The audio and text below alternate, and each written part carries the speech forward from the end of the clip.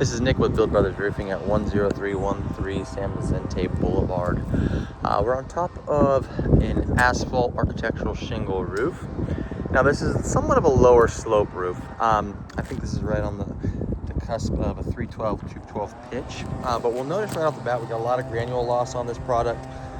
So you can see how shiny this roof is. So essentially what's happening is the oils on this asphalt shingle product have started to evaporate. And as those oils evaporate, the granules deplete every time it rains. Those granules wash off the roof and that fiberglass becomes exposed. You can see these granules are accumulating in these gutters. And once that fiberglass is exposed, the waterproofing is then greatly affected on the product. You can see just how loose this material is as well. A lot of these shingles are just starting to come apart. You can see how rusted out some of those nails are also. So these are all telltale signs that the product itself has gone past its life expectancy. You can see that we have some ponding areas right here too. So you can see where there are water marks on this shingle. So what that means is that water is not flowing off this roof as it should.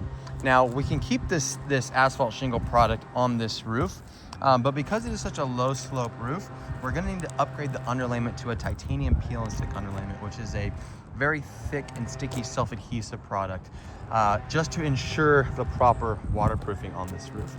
And you can see just how shiny everything is.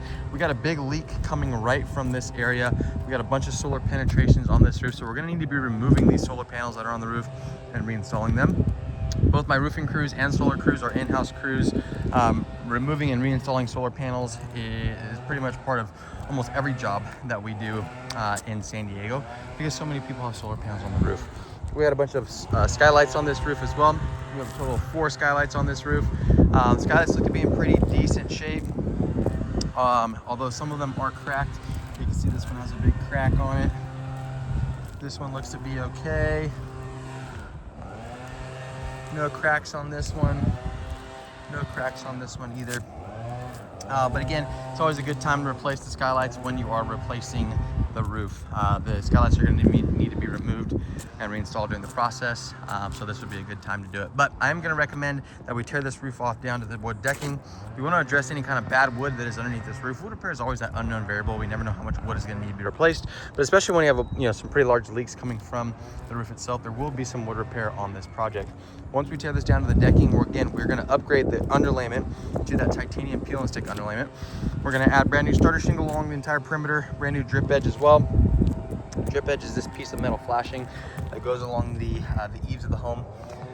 We're going to replace that, and then we're going to add the architectural asphalt shingle on top of the roof. We'll go ahead and reseal and reflash all the penetrations on this roof as well. We'll paint them to match whatever color roof it is, just to make it look nice and fresh. And then we'll come back and reinstall the solar panels as well. But yeah, based off the condition of the roof, the condition of the product itself, the leaks that we're already starting to occur, and the fact that this is a very flat, not as sloped of a roof as we want to see when we have an asphalt shingle on top of it, I am going to recommend replacing this and upgrading the underlayment just to ensure proper waterproofing, especially with all these solar panels that are already on the roof. That's it for my inspection.